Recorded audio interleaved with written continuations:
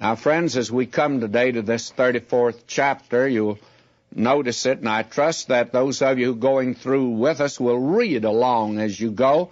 You'll find that it'll make the study more interesting to you, I'm sure.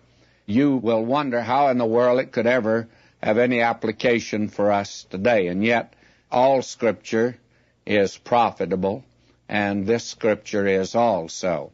And I'm reading now at verse 1. And the Lord said unto Moses, Hew thee 2 tables of stone like unto the first, and I will write upon these tables the words that were in the first tables, which thou breakest.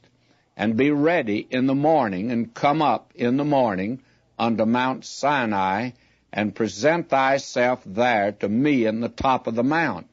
And no man shall come up with thee, neither let any man be seen throughout all the mount, neither let the flocks nor herds feed before that mount. And he hewed 2 tables of stone like unto the first, and Moses rose up early in the morning, and went up into Mount Sinai as the Lord had commanded him, and he took in his hand the 2 tables of stone. Now you have here actually the 2nd tables of the law. The first, you'll recall, when Moses went down, at the time they made the golden calf and worshipped it. After breaking those, he now comes back to the mountain, and he has with him these blank tables now. Verse 5, And the Lord descended in the cloud, and stood with him there, and proclaimed the name of the Lord. And this is very important to see, for this is a tremendous advance for both Moses and the children of Israel. He's proclaiming now his name. A name has a meaning, and I do not mean by that, like you find in the Old Testament, that so many names have a certain meaning, but that a name always conjures up in the thinking of people certain things. When you hear the name of Caesar, what do you think of? When you hear the name today of Nazi, the Nazis, what do you think of?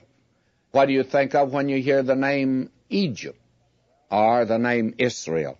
Well, God's proclaiming now his name, and it comes out of the experience that these people have already had since they left the land of Egypt. Now, will you listen to this? This is a glorious revelation of God. And the Lord passed by before him and proclaimed, The Lord, that is Jehovah.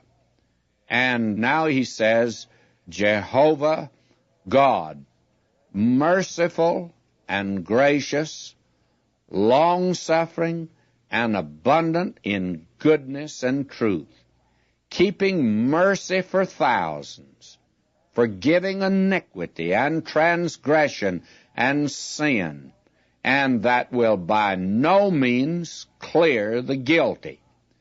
Now, God does not extend mercy by shutting his eyes to the guilty or by just saying, well, we'll forget it. He doesn't. Sin must be punished. There must be the penalty paid.